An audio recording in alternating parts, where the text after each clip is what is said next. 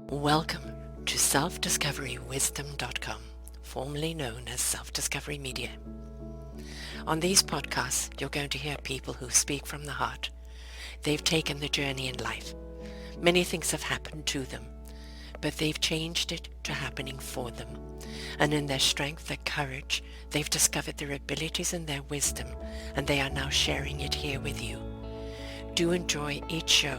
We bring it to you with love and knowing that it's going to help you on your journey of life. Good morning, good afternoon, and good evening, everybody. Welcome back to another edition of Choose Positive Living right here on selfdiscoverywisdom.com. I'm your host, Sarah Troy. My wonderful guest all the way from Australia today is Jeane Lynch.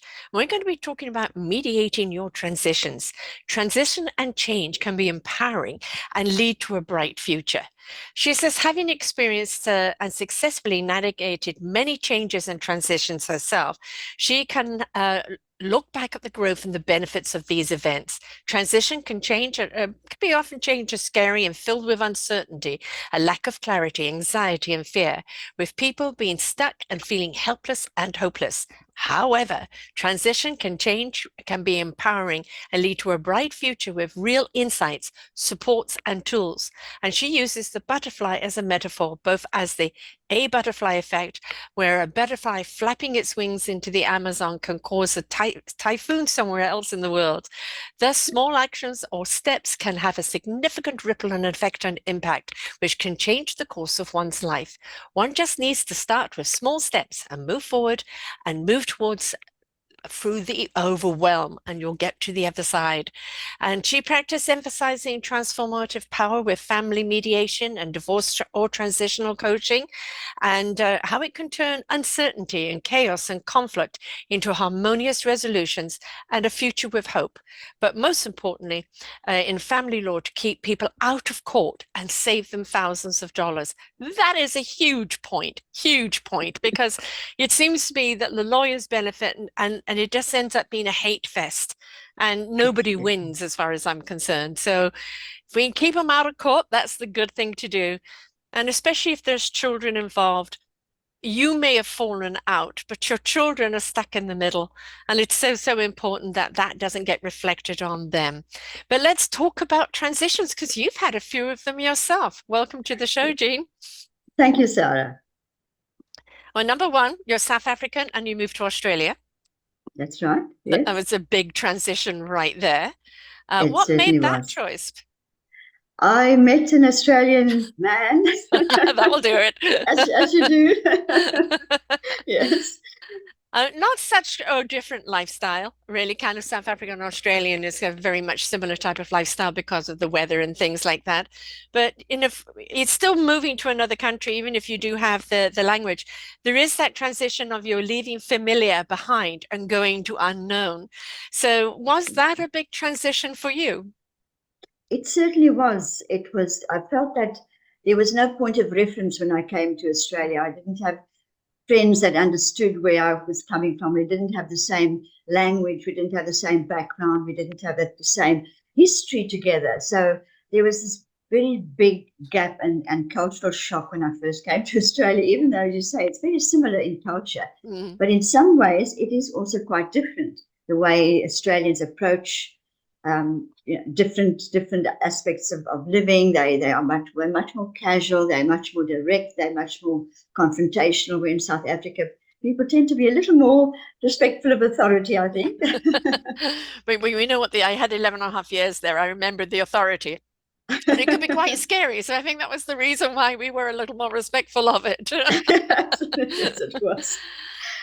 So was that your first big transition in life? Because that's a big move. I've done it myself. And it doesn't matter if you have the language, you are walking totally into a different culture and a way of living, and you are letting go of everything that you know. I've done it 3 times now. And, each time it takes a while to adjust. And whatever transition you're going to go through in life, we really do have to allow the time to adapt, don't we? Absolutely. Well, I suppose my first transition was when I was 18 and I left home. I grew up in a very small rural community and with no opportunities. So when I left school, I had to go to a big city. And that was for me, again, a big transition because I've never lived away from home. I Mm. was a very protected lifestyle. And so being sort of free and in a big city and experiencing, I guess, coming into my own self for the Hmm. first time. And I felt like a butterfly coming out of the cocoon in a way. So that's where the butterfly Yes. effect started years ago. And I guess that was a big transition for me is, leaving home and coming to a city, being Which city did independent. you go to? To Pretoria. Pretoria, right, which is still a lovely place. Johannesburg is a bit concrete jungle. It And is. and of course when I was there, incredible amount of crime rate, but I was still there before apartheid broke up. But it's you're on your own, you haven't got things really to fall back on. It's exciting, right? Because Yes, there's new yes. things to discover. But then you kind of find yourself sometimes in a little corner and you go, what do I do with this? Because whatever I've done in the past won't work now.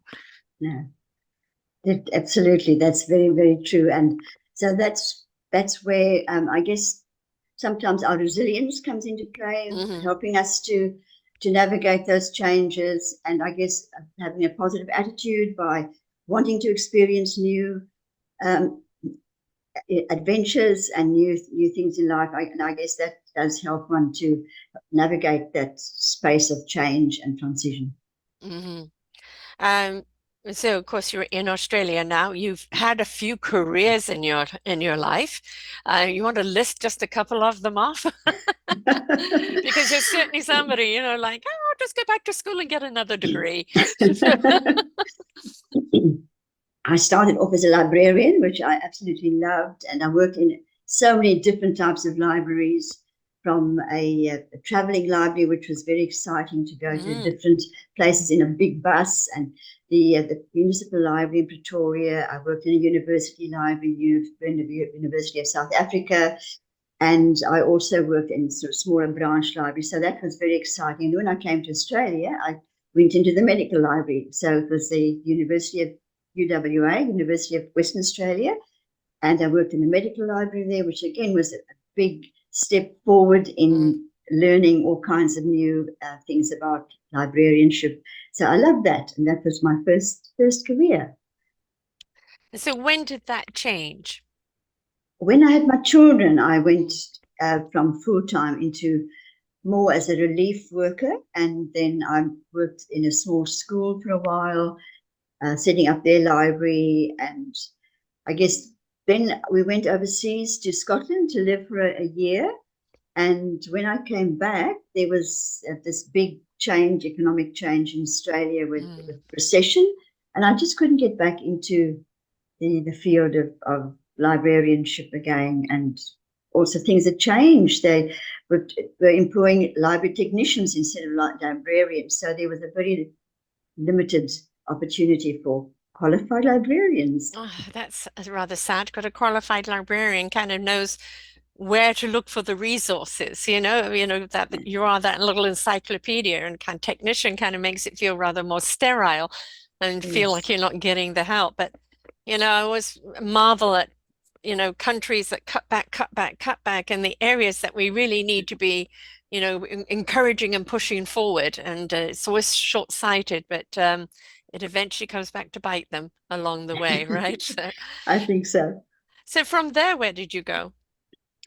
I tried different bits and pieces, and I then we moved from Perth to Melbourne, so that was again a big transition and again a big move.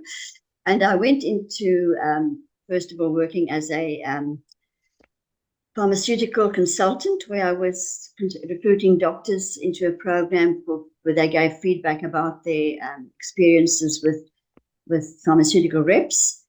I went into aged care, so I worked for many years as an aged care community worker in dementia care, Mm. and that was the sort of the catalyst for me to change to wanting to find something more stimulating, and that was my children had left school, and so I went into study law and went to Just gonna go study law yeah, in my I 40s just or 50s, yeah yes. I mean, that's, a long commitment right there, in taking on the law. But I suppose because you already were a librarian and everything else that you'd done, you already had kind of a leg up. on the law? It was a postgrad Mm, degree, so I didn't have to do the mm, full degree. It was a postgrad, and it really was a one of the most wonderful things I've ever done. I loved it was an online course. I loved doing it because I was in my third age. I was more dedicated. I was very committed, and I just really enjoyed it. It was such a diverse course, encompassing all aspects of life, mm. and it was very exciting. But you didn't become a lawyer.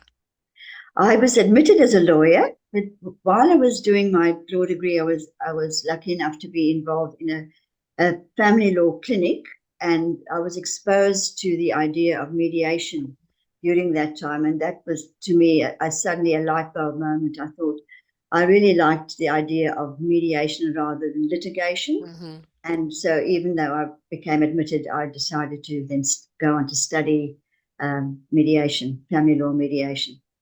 Well, when you think about it as a librarian, everything about you has been inquiry, about knowledge. So kind of going Yeah, into the mediation, it isn't about, lording over people your knowledge. It's about inquiring what they need and showing exactly. them how to gain the knowledge. So the kind of the common thread for everything that you've done, Yeah, has kind of led you to that.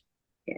And knowing where to find that knowledge, knowing where to find the information. So for me, information sharing is a big Hmm. part of my ethos, and then helping people and with sharing information and helping them to be able to access the resources is a very important aspect of mediation and coaching. Hmm. And of course, working with dementia people, a great deal of patience has to be had there. And of course, in a Yes, librarian, there's also the protocols for quiet and assistance, and so you haven't chosen rowdy uh, lines of work, so peaceful. But I would imagine that even working with dementia patients, that a lot of due diligence, paying attention, a lot of repetitiveness, but you get that in mediation, don't you? You get people constantly throwing back the same thing over and over again yeah, because yeah, they can't get it resolved, and so it yeah. keeps coming up.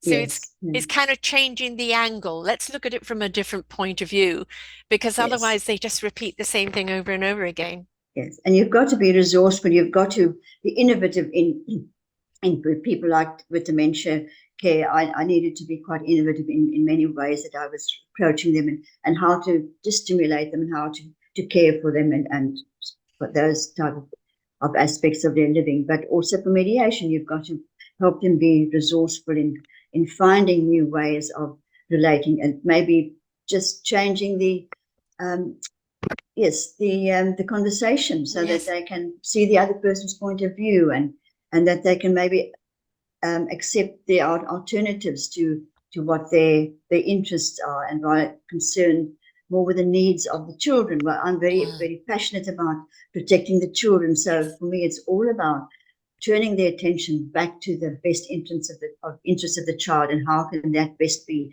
resolved in their different ways of wanting or different needs or different interests in a situation. We don't realize the damage that we're doing to children. When we think, I mean, my children actually told me to divorce my husband, and I thought it was just me that was Yeah, suffering, and I didn't yeah, realize it was the children. And the thing is that children are like sponges. They absorb, absorb, mm, absorb. they And if they're do. very young, they take on the blame, thinking they've done it. And if they're Yes, older, then it can make them more distant at a crucial time where we really need to be together. So it's very, absolutely. very important that, when people have fallen out, that you don't use the children as pawns and that you do put the children first. We've talked about this before. I've got the Our Forgotten Children book, which is all about what changes we need to do in order to serve our children today, because I don't think we are. And I Mm. think this is one of them. We see divorce rate so high today. It And a lot is. of it, I think, is people aren't coming together as whole people. They're Yes, coming together yes, for someone to complete them, not yes. complement them. Winston, And then they absolutely. discover that they aren't a fit because they're both individually still in discovery of who they are. And then they realize Yeah, they're not suited. So we really yes, do need to kind of take that journey in our own self-discovery of who are we, what we really want, what we really yes, stand for before we yeah, come forth, self-love before we come yes. looking for love. Yes, absolutely. And when you mentioned the word, the aspect of children being involved, in Australia, there are, like, put last year, or 2021, there were 48,000, nearly 500 children involved in divorces. Like, the divorce rate is about 44% in Australia, and that is only divorces. That it doesn't include separation, Mm. and there are far higher percentage of people in a de facto relationship that separate rather than divorce. So you can imagine the, Oh. the amount of children that are involved, and as you said, the damage that can be done. Mm. There's studies that show, there's a huge amount of children have got the issues with development, with mental health issues, and they develop all kinds of um, the issues in their life, because they, as you say, they don't understand. Mm. They think they are to blame. They are caught up in the conflict. They're used as pawns, and it is just damaging for children. And that's where, we are so carefully trying to protect children from that damage of the conflict. If we don't realize as a society that these children that are damaged, that have a wounded child inside of them, it doesn't matter how rich they grow, how popular they grow, or how big a leader they are, with that image child damaged will always follow them. And that, if we're looking at a child that we're not paying attention to today, that's around the premises of this book, they are our future leaders. What kind of Yes, leaders are they if they're still living in such turmoil within themselves because of what's happened to them? yes, And so this is the important thing. Yes, some people shouldn't be together and should divorce. Yes. But how do you navigate that in a way where the children don't feel torn apart, don't feel they're at blame, or don't feel that they're less than, that both parents are still being very proactive in the children's lives, where the mm-hmm. children don't feel they're losing a parent. Absolutely. And so for me, that the premise is that to try and make parents see that they're living as a family in two homes. So they're Yeah. still a family, and making the children feel they are still loved, they're still cared for by both parents, Mm-hmm. that they are, as you say, not to blame, but that reassure them of that love, that they will always have their parents, they will always have mum and dad with them, and Yes. that they are given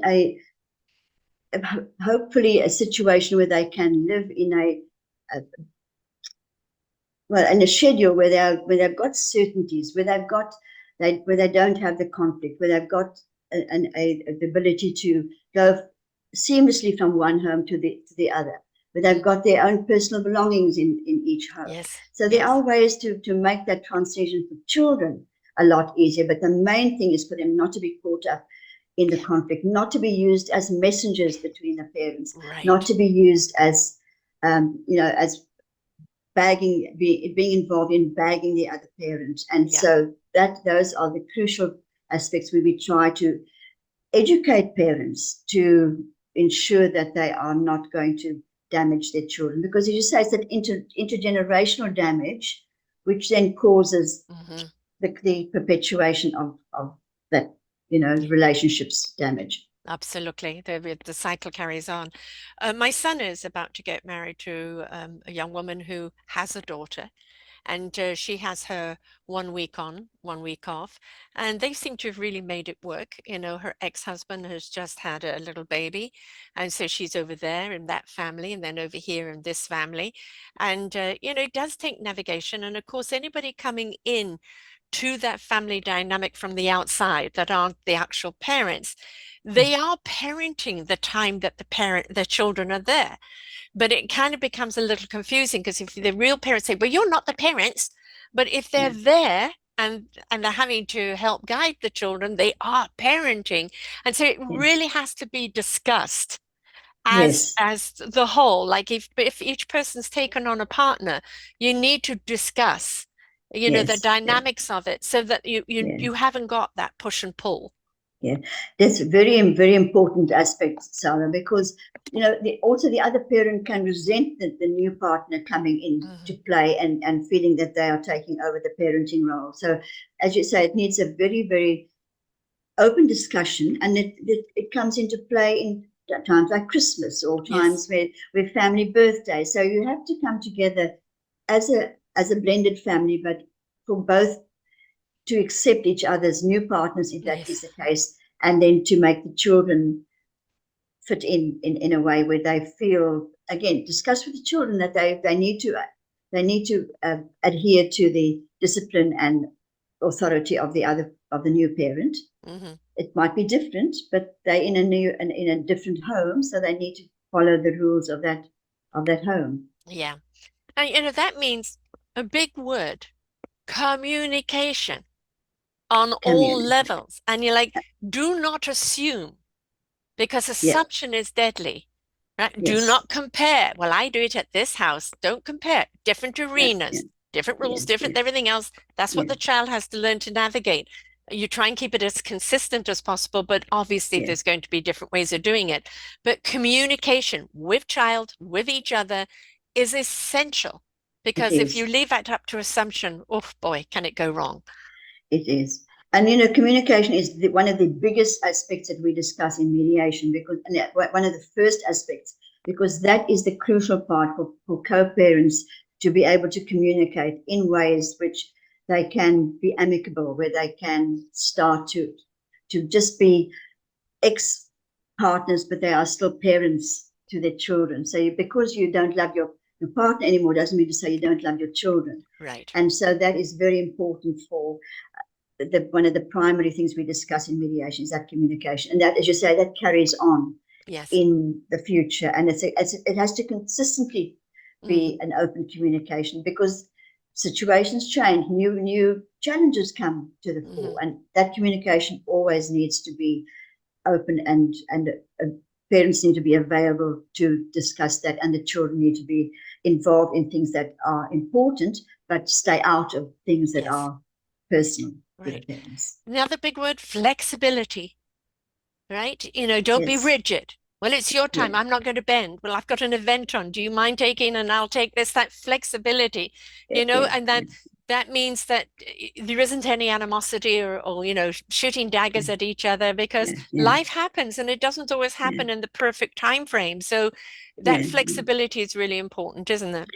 It is, and parents often, if they're not amicable, they use that as Mm, a way to just hit back at yeah. the other parent, and they don't want to be flexible just because they are so rigid in their ways, and they're still full of anger and full of animosity towards their ex-partner. And so very important for parents to see that they need to be flexible, because if there's a child's birthday party and it happens to be a day that they need to go to the other parent, it's important for them to have that time with their friends, to have that opportunity to go to the birthday party.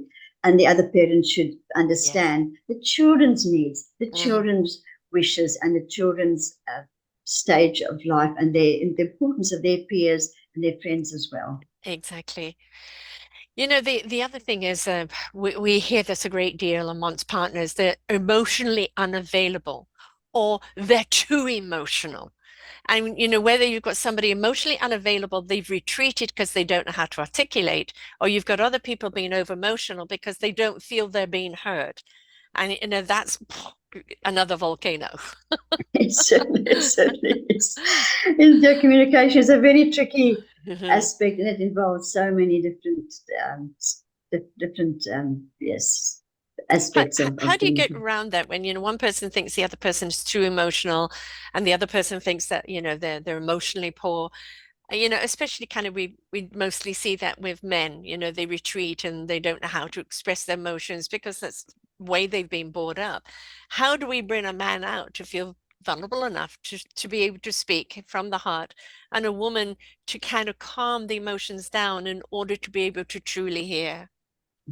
I think when it comes to the coaching situation, if I'm in a coaching situation, I can help a client to deal with that, like the female woman, trying to help her understand that her emotions, where they come, and how to navigate that, and give tools and strategies to calm the emotions down, to calm and to make it less volatile and less emotional. And Hmm. then with the man, you can again bring other strategies in to help them to tap into their inner life more, and being able to learn how to express, and for them to understand the importance of expressing themselves to their children, especially, Yes. and Yeah. making themselves available to their children and not being shut off from their children. So I think these are ways where if you work on a one-on-one individual Hmm. situation with a client, you can, if that is an issue, you can work on those with different strategies and tools. You know, the other thing that we see in any divorce or altercation like this is extended family members ganging up. Right. Yes. And this is like you may not like what's being done or what the thing, but it still takes two. You know, always used to say, I gave my husband the boots, but he put them on and kicked me. But I had to take some responsibility for giving the boots, right? So, Yes. you Yes. know, two wrongs don't make a right, but there aren't, we don't have one right here and one wrong. It's both are at it. And you get friends and family members ganging up, and that Mm, stirs it up. What would mm, you mm. say to other people that are watching people going through this? What advice would you give them in the giving of advice or in the supporting of what is happening? But I guess just to not take sides for a Hmm. start, and to understand, as you said, that both there is blame in both, and not to just think, oh, my precious child has been wronged. You Mm. know, that's what parents often do. But to see the and their relationship with their grandchildren, Mm. because they often are grandparents, to make sure that they don't say anything that's going to Yeah. cause a division. Don't say anything that is going to put them on the other parent on the wrong side, but Mm. to protect that relationship for the sake again of their grandchildren, because children have a right to that relationship with the extended family, with their grandparents and aunts and uncles and cousins. So, and very very sadly, that is such a big issue with families where they are just alienated, and Yeah. I've got grandparents come to me and they're absolutely desperate to see their grandchildren, Yes. but they are being prevented because of the animosity on one side. And it is definitely very important for them to remain respectful, for them to remain harmonious with both sides, and to see both sides, I think, is very important. Absolutely. I'm about to move closer to my grandchildren, and nobody's tearing me apart from them, that's for sure. Yes, lovely. You know, everybody goes through a rough stage. And I think, it's sometimes it's like maybe we do need a little break from each other. I've interviewed so many people when they said, we had this rough stage, and instead of just throwing in the towel, we decided to separate and work on ourselves individually and then come back to see if we could find our way back. Because the love was there, but you know, stuff happens. Yeah. How many times do you actually see that where people maybe just need to take a break, but they come back together once they've done some individual work? It does happen. It doesn't happen very often, but Mm. that's certainly part of the initial contact you have with a person, is to find out where they are at. If is there any way, even in mediation or coaching, is there any way that they can receive counselling? Is there any way they would like to receive counselling? We can, in a coaching situation, you can work with a client to understand what went wrong, and understand what they can probably Yeah. do in managing communication, often Mhm. managing the emotions. And there is a, a path back for quite a few couples in a stage like that. They don't even necessarily have to separate. They just Right. have to see discuss it with somebody from a different perspective, Hmm. to see that there is. And sometimes people just have to see, well, this is the process of divorce. It's not so scary. So if it happened once, if I would like to take that route in the future, this is what can happen. But now, this is not what I'm ready for just yet. Right. And so we can help clients to see that they are not ready for separation, and there are ways of getting back together. And as you say, concentrate on what brought them together, Yeah. concentrate Yeah. on the positives, what they liked about the person, and not to just concentrate on the negatives, or concentrate on the things that are irritating, irritating them. But it takes sometimes an outside person just to Yes. help them see that balance and get back to the situation where they can stay together. Mm. Very exciting when it happens. Oh, yes, definitely. And this old adage, you're not the woman I married. No, I hope not. Because we're meant to grow and evolve as human beings. And what we need to see in a relationship is allowing each other the growth that we're going to have, maybe at the same time or different times, but be supportive of each other. And that, Yes. sometimes you're going to see one person excel in their life, maybe in their career or something else in their life, where, you're just the support and kind of taking the background a little bit. But then there is something you want to do where it's your turn. And that give and take is so very important, isn't it? Yes. Like, forget your ego, put your ego out of the way, because it's the ego that gets, its nose out of joint. If Yes. you love this person, it's the support of where this Yes. person is going and the excitement of traveling with them on it. Yes, exactly. And that having that respect for the other person Hmm. to allow them to take their own personal journey of growth. And as you say, but it doesn't need to grow apart. It can be growing together by giving that support, by allowing each person to be an individual as well as Yeah. being part of a couple. And it is very, very important. And yeah, And as far as there's a beautiful poster, a picture I found was a man and a woman's face facing each other, but then the profile is a face coming out. And I say a good relationship is when you are strong in your own self-love and meaningful purpose. They're strong in their meaningful purpose. But when you come together and lock those fingers, it's me, you, and us. And us. you're Yeah, bringing to the us the strength of your own individuality. And then yeah, that yeah. really, if it's that strong, it will never break. Yes, it is. And I think it's that us is a very important blending of the I and me. And I think Hmm. very often couples they concentrate on I want this, I want this, Yeah. it's me, and they only see their own side or they only see their own perspective. And when it's if they can talk about us and us being together, doing things and growing together and but still being individual. I think that us is a very important word in a Yes. relationship. I've heard that too often. It's I want to do this, I want to do this. But rather than we are together, we Yeah. are us, we're a blended two souls blended together, but we are still individuals where we can uh, exist as ourselves and have that being given that space to be ourselves, Yeah. but yet be I together. mean, my daughter and her husband have two babies. One's just turning 3, the other one is about to turn 1. And Lovely. she's about to go back to work. Maternity leave is over. That's one of the reasons I'm moving closer so I can help, because daycare is not so easy. Yeah. Um, and they had this last weekend, they had his big 40th birthday, and I took the kids for the night so they could go off and be adults through the night, and like, not forget they have kids, but just not have to worry about the middle of the night feed or anything else, right? So, Yes. Yes. and I think that is essential that we actually do have that. They haven't really had that unless I have gone down to travel and be there.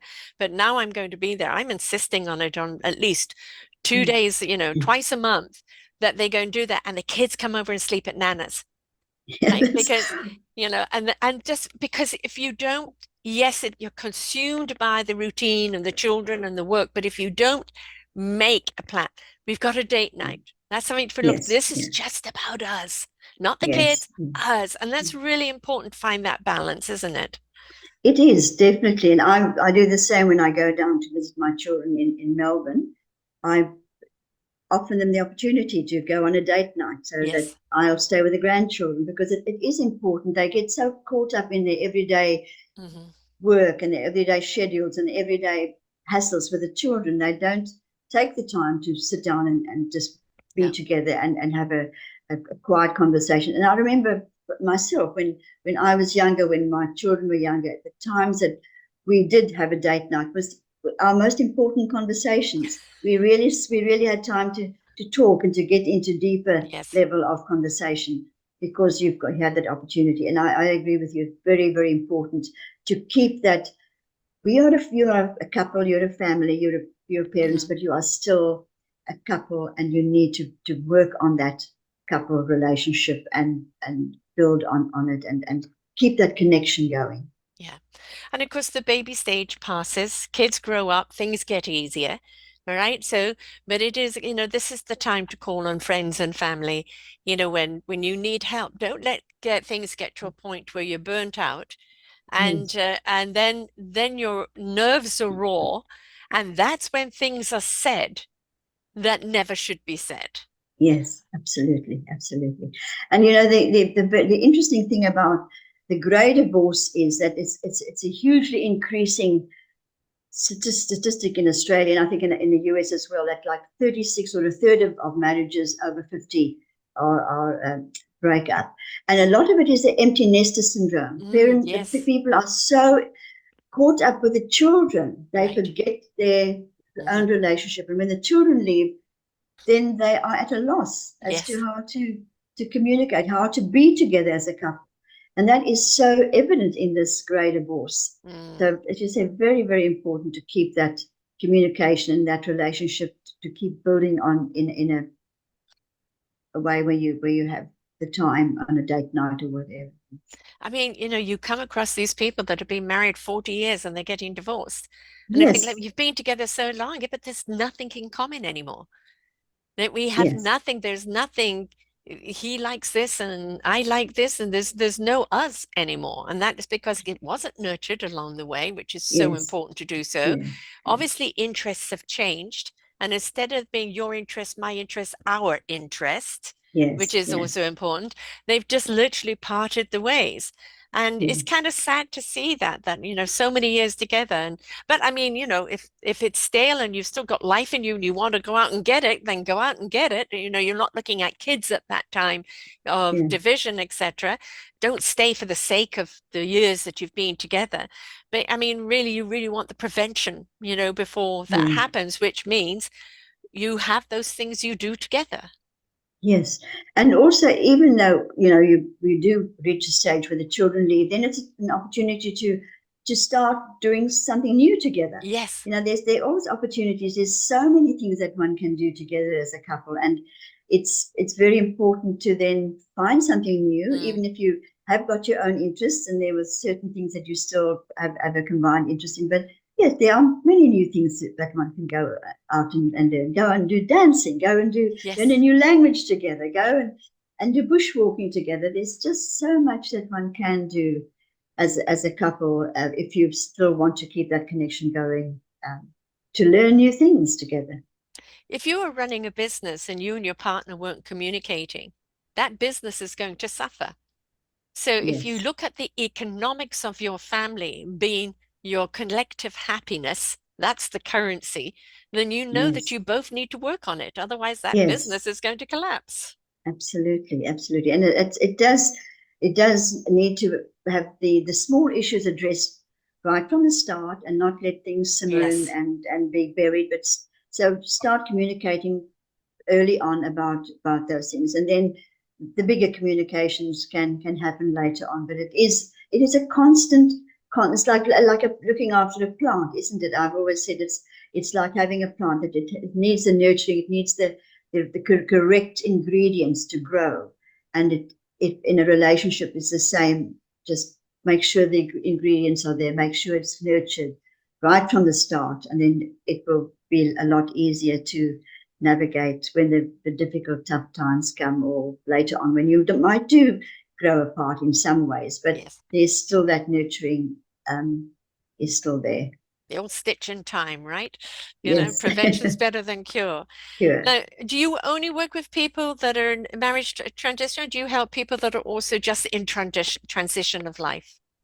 In transition of life as well, and especially cultural transition, because Hmm. that's what I experienced in coming from South Africa, Australia, Hmm. and also over 50s transition, whether it's a divorce or whether it is people wanting to start a new career or whether people are empty nesters and they sort of floundering. I help people in those transition stages as well.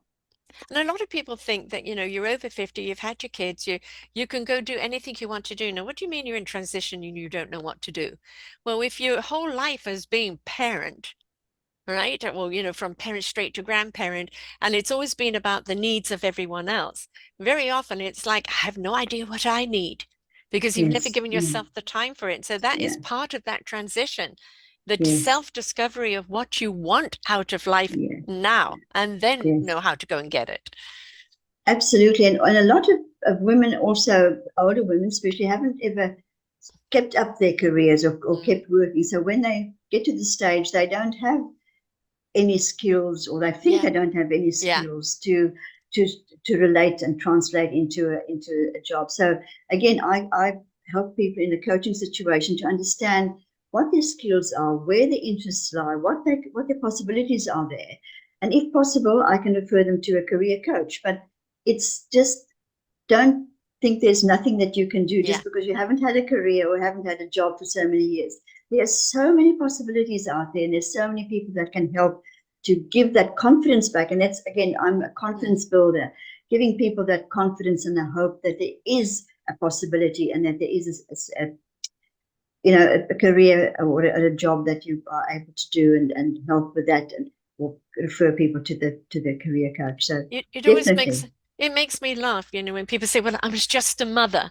Well, excuse me, head cook and bottle washer, chauffeur, nurse, sex goddess, a mediator, Yeah. Yeah. chauffeur. I don't know if I've said that one, but there's so many roles, Yes. that Yeah. you play as a wife, as a mother, that you know the things that you're really good at and the things you positively hate. How do you take Mm. the things that you love to do and transfer them into something else beyond that? Exactly.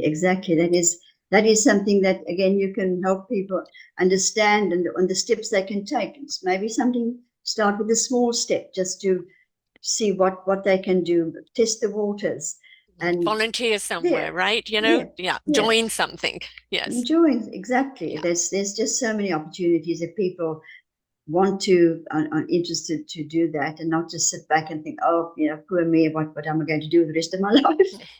Well, I love what you put in your content here. And the big R is not something I'm going to entertain, retirement.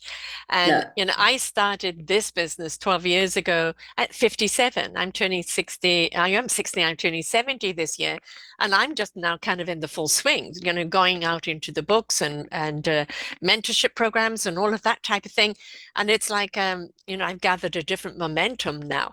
And I think the benefit of when we are older and we have certain experiences around us, we also know more what we like and what we don't like, what we Yeah, feel yes, passionate about, and what's an yes, obligation, and, yes, really where we want to put our energy and where yeah, we don't.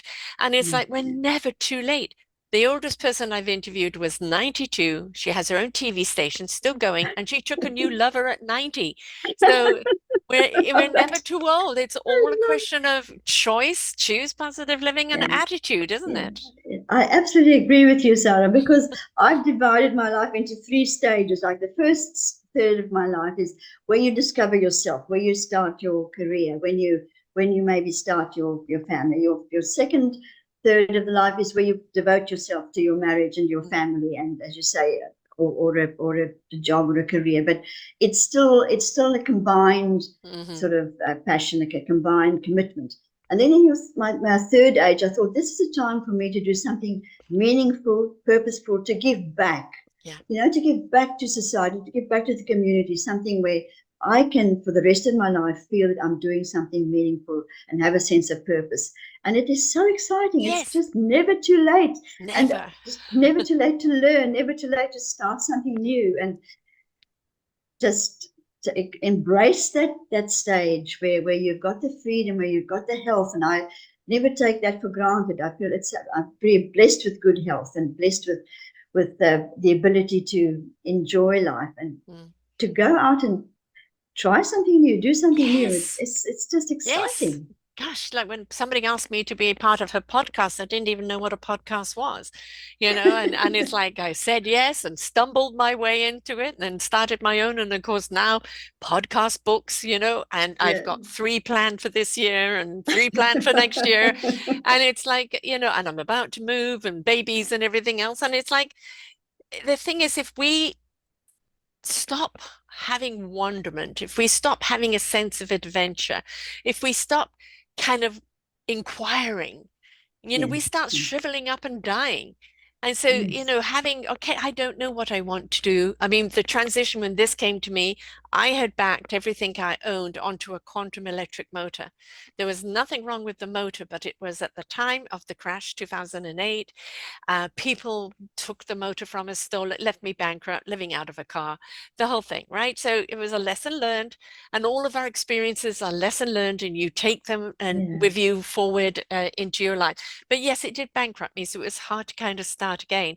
So when I was Mhm. approached to do podcasting, because of an article I wrote, I had no idea. Can I do this? What do I do? I pressed all Yeah. the wrong buttons on the first show, like a Monty Python skit. All right. And then when I started my own network, I still didn't know what I was doing. I was just kind of navigating blind along the way.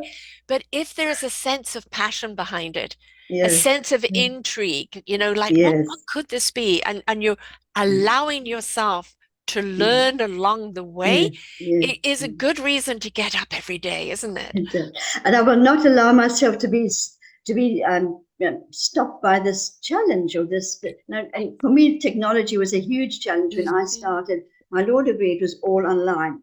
I've learned more in the last 10 years than Yes, I've learned almost in my entire life, yes, as far as not just knowledge, but technical knowledge, learning how to navigate computers and how to navigate to work online, how to navigate all the technology. Now AI is a big challenge. yes, I'm tackling AI and all these kind of new, you know, concepts which didn't exist 20 years ago or 10 oh, years ago. But it's just allowing yourself to yes, learn these new things and being challenged by it. But it's exciting to still be available and able to learn all these new yeah. things. And I think to your dying day, never stop learning. Right, exactly. I mean, I do all my own editing. I do everything. And I will admit there's certain things that are gobbledygook to me, right? And I've got a wonderful son-in-law that can help me to a point. I'm really into AI. I actually partly design my logo. I have conversations with AI, and I really do like it Love because it. it is that objective voice, right? Yes. And it can be so beneficial in kind of giving a non-bias, objective voice. And or even for Love it. editing, I use it, and I'm just intrigued to even go further with it. In fact, the audio for our Forgotten Children book, some of the people don't want to do their own audio, so we're going to take their voice and use AI to do it, which my So it's son-in-law did exciting. this great 3.5 minute skit of me interviewing. He took my voice and he took his voice, and wrote out the words for it, and we did a 3.5 minute interview of me interviewing Colonel Mustard on condiments. I And love it was so much it. fun, and it just showed how the technology is. And yes, anything misused is bad. But I Yes, think, yes. one of the big things that stops people from moving forward is a fear or intimidation, or, Yeah, I couldn't cope with that. I yeah, had no idea how to do yeah, editing or to do yeah, any of the stuff I did. yeah, It's a willingness to yeah, explore and to yeah, learn, yeah, right? yeah. And to push through that overwhelm because the technology can be so overwhelming. And Yes. listening to you, I've still got such a long way to go with compared to what you've done. But it's that you do sometimes feel you're getting bogged down by the overwhelm, but just to push through it and to say, no, I'm not going to let this challenge get to me. I'm going to push through it and taking it in going small steps, learning it and just being prepared to learn. And it is a huge step forward when we can do that. Yeah. I call it the balls in the air. Like, at Christmas, I was finishing off all the collaboration and editing of the book to go out for February. And I got the RSV virus from my beautiful grandson who loves to share all his petri dish viruses that he gets at daycare. And the baby ended up in hospital. And so I'm looking after him. I'm sick. I come back and I've got a whole stew of shows to do. I've got to finish the book. I'm in another book that I have to promote. And all of this stuff is happening. And I was overwhelmed with big capital letters. But what I do is I put the balls up in the air that I can't do anything about right now. And I address what I can do and Yeah, what I'm able to do within that frame of, yeah, yeah, and then bring down the next ball and the next ball and the next ball yeah, as they go. And that, yes, I don't care if you're 20 or 70, at some point you're going to feel overwhelmed. And it's just like, take the breath, slow down. What's the most mm, important thing at the moment? mm, Deal with mm, mm, that. The rest can come in mm, some mm. form of order. And I think that's just something across the board to do in all of any aspect of life. Yes, I tend to put my life into categories. Mm, So it's the category of the immediacy. What do I need to do now, and to do that, and then the more less important categories. I just, as you say, I don't have the boards in the air, but I push mm, them aside as a little category. But I'll deal with that in a future time. So I put my life into even each day. I put into mm. categories. This is what I need to do now. This is what I need to do later. So I think it does help Yes. to stop that overwhelm, Yeah. to be able to manage it in just as it's my big mantra is taking small steps, right? Yeah. And each step is a step forward. So just doing something small, something in that particular stage of challenge, and each step leads you to the next step, and it becomes more of a momentum. Mm. I did a few shows a couple of weeks ago, and things kind of come in droves for me, topics. And this was widowhood. And, like it's the same with divorce. Suddenly you're going to get a divorce. There is the mediation, what you do with the children, the house. And there's that great cartoon of people cutting all the furniture in half and the cat and dog looking at each other. Who's next? And that can be so overwhelming, whether you've been widowed or whether you've lost a job or whether you're getting a divorce. It's like all the details you've got to now take care of, and you're Yeah. feeling overwhelmed emotionally. And it's really important to kind of take that breath, get your emotions in order.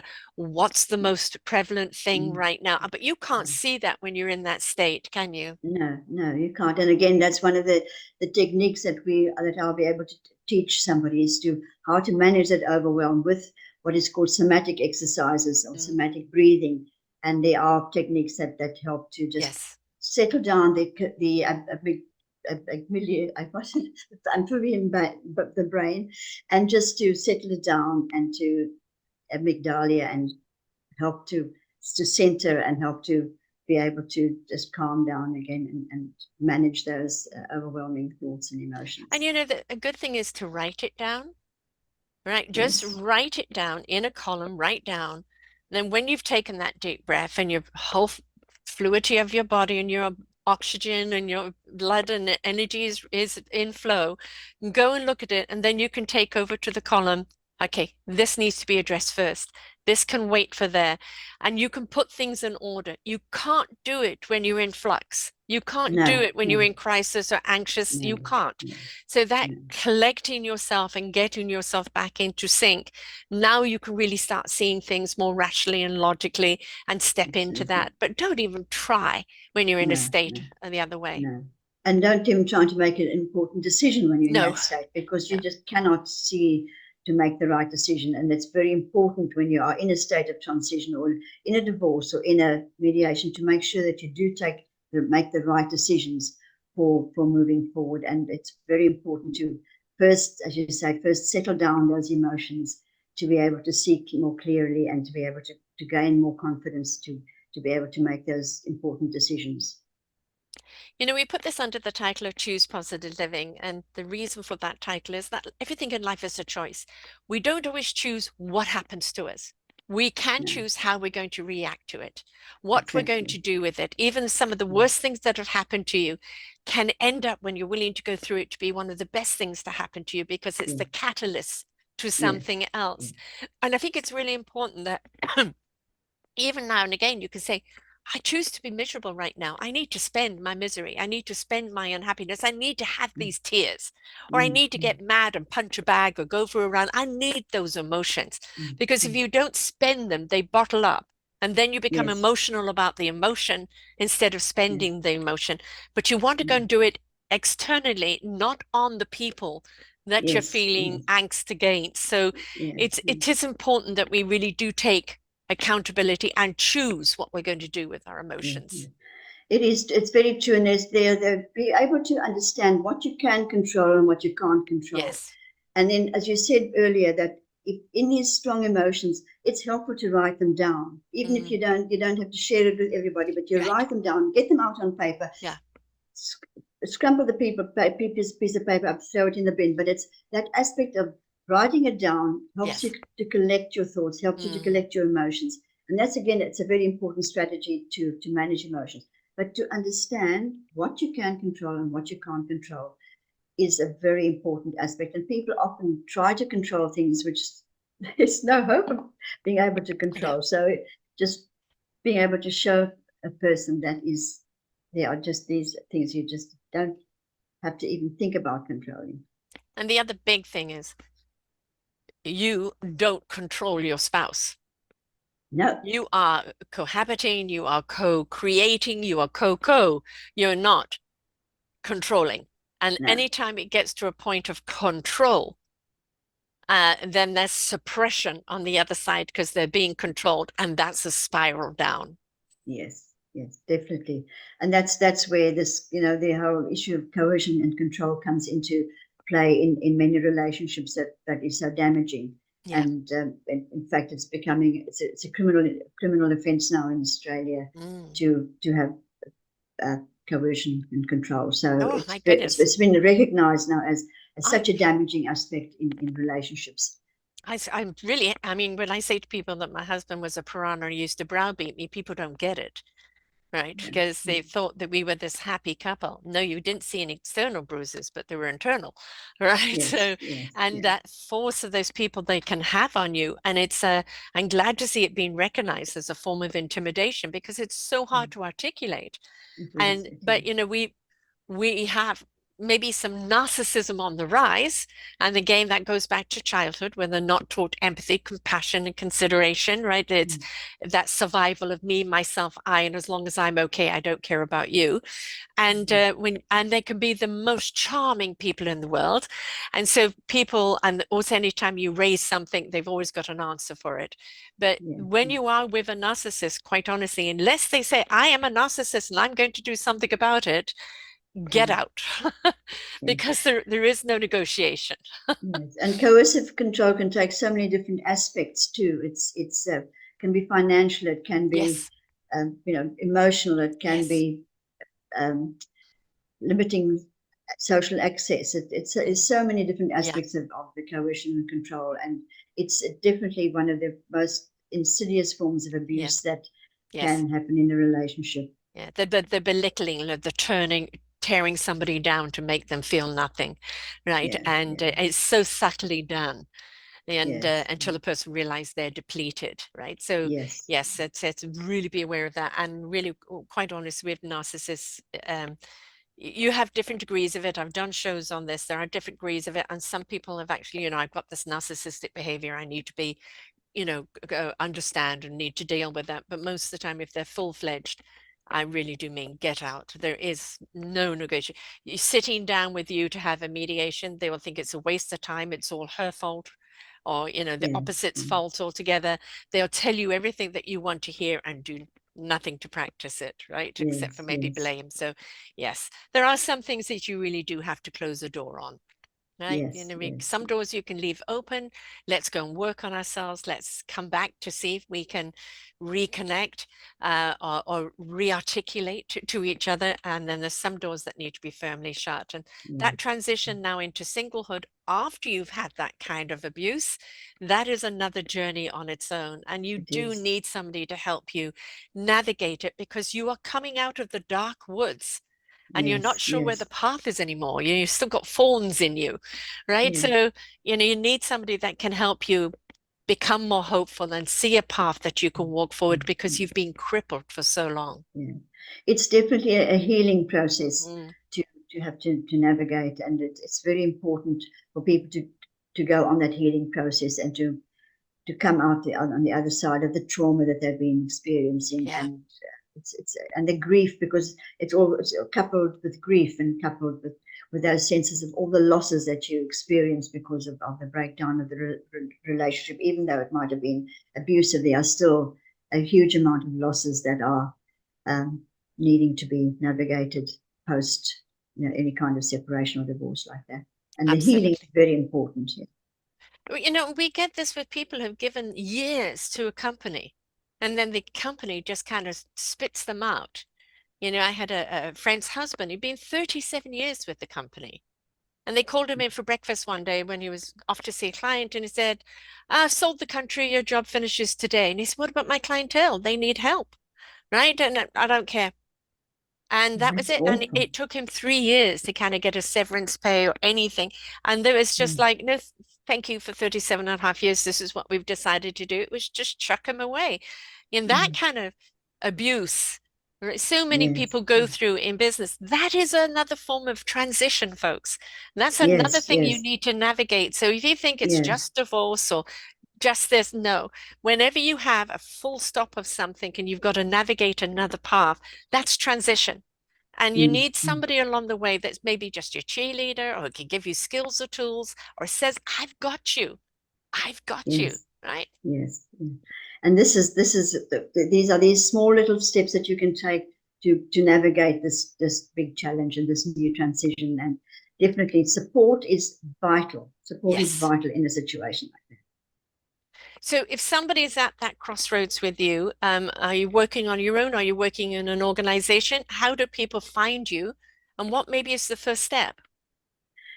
I have started my own practice last year, so I'm doing a lot of social media marketing and networking, and so that's how people find me basically as social on social media or networking. And yes, it's a big step going out on your own because Yes. Yes. I didn't ever Bravo. work in the legal space or work as a as a mediator in an organization to be able to have that support and that uh, the networking. So I've had to build all that myself, and it's been a very big challenge to Yeah, do yeah, that. yeah. It's no easy feat, I know. No, no.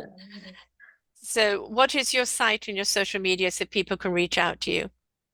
I beg your pardon.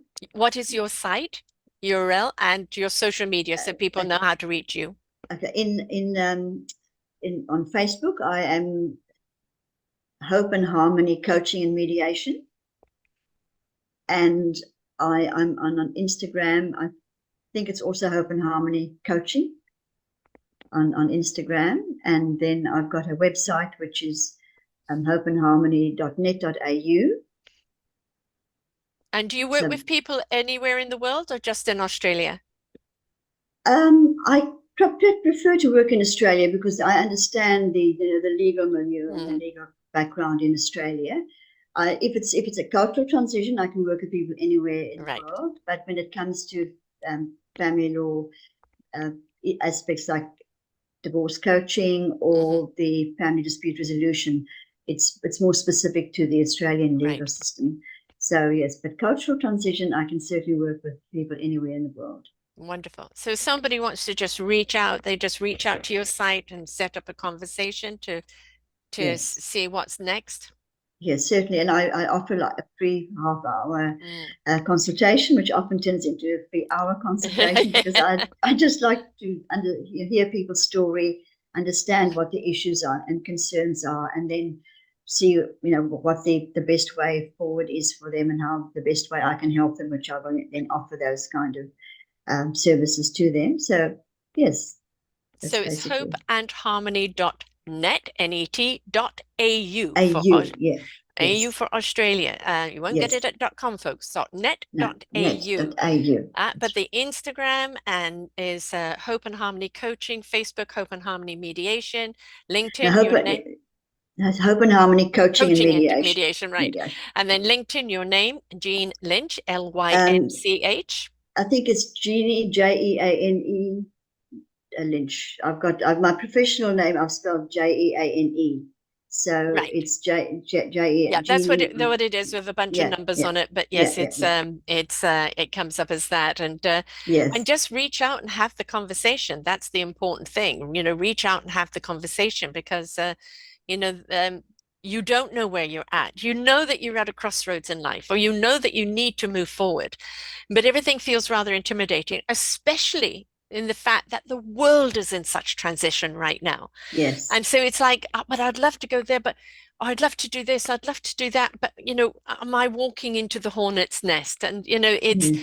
it's when you've got the right tools and the right attitude, the right enthusiasm, and the right wisdom, you can go anywhere. And so it's Absolutely. just being, fortified with that and Yeah. having somebody that's got your back, that's prepared your Mm. backpack with all the right Yes. tools in it. Yeah. And then Yeah. that sense of wonderment and adventure just to go and Yeah. explore what's Yes. next. Yes. It's just somebody to hold your hand, be that emotional support is the Mm, first step, and then the all the other the tools and strategies sort of come with that. But it's basically having that initial emotional support, and as you say, having somebody have your back is very important to be able to navigate any kind of change or yes. transition. Yes, I've done it on my own, folks, and I can tell you it's hard because Yes. you haven't got the sounding board, you haven't got, but what if I do this? So you haven't got the encouragement, and you feel like you're Yeah. flapping in the wind. And it's really Mm. nice to have somebody that says, "Okay, look, go and give it a try. I'm there for you," or use this tool, skill, thought process Yes. in Yeah. order to determine, and Yeah. it would just make life so much easier. So Yeah. Jeanie's here for you. She's here for you to help you when you're ready to take that step. And it's a free phone call or free Zoom call, whatever it is to start off with. Remember, if it's anything to do with family and law, it has to be in Australia. But if you're in transition in life, in career, in flux, somewhere, then Jeanie can set up a Zoom call with you and have that conversation and start the process. You need somebody who's got your back. You do, in order to move forward. Otherwise, we keep taking wrong directions and wonder why we're not getting anywhere. So in Yeah. order for that transition to be purposeful and you're ready for it, you need somebody who knows how to fill that kit, mental, physical, and emotional. Absolutely. Thank you, Sarah. That's so important for people to know that there is support Mhm. in any situation. There is support that people just need to reach out. Yes, exactly. And don't be afraid to do it, right? The greatest gift you can give yourself is to invest in yourself and allow others to help you on your journey. This is what Yes. community is about. This is what the village is about. You're not meant to do it solo. It's too No. goddamn hard. I know, folks. So please join the Yes. village. Yeah, absolutely. That, for Thanks so sure. much, Thank Jeanie. you. It's been great. You've shared so much wonderful wisdom today. So thank you so much. And thank you very much for having me on your show, Sarah, and for the interview. I very much enjoyed it. Thank you so much. And lots of lovely tidbits here, folks. And you know what? Have a wine party where you can wine and drink wine, and you can talk about all these transitions while listening to the show. When you've got somebody else's perspective over it, what they got of it, and you all discuss it, just it magnifies the wisdom even more. So don't forget podcast parties, okay, folks? Until next time, bye for now. We hope that you enjoyed the show. There are so many more for you here on selfdiscoverywisdom.com. Just go to the podcast tag at the top there and you will see all the many genres and all 3,000 shows ready for your listening. We are here to serve you, to help you on your journey of life, and we know that through inspiration it begets invitation. We are supported by you, the listeners, and those that we interview. Anything that you can spare us in donation would be greatly accepted, and we do hope that you enjoy the next show.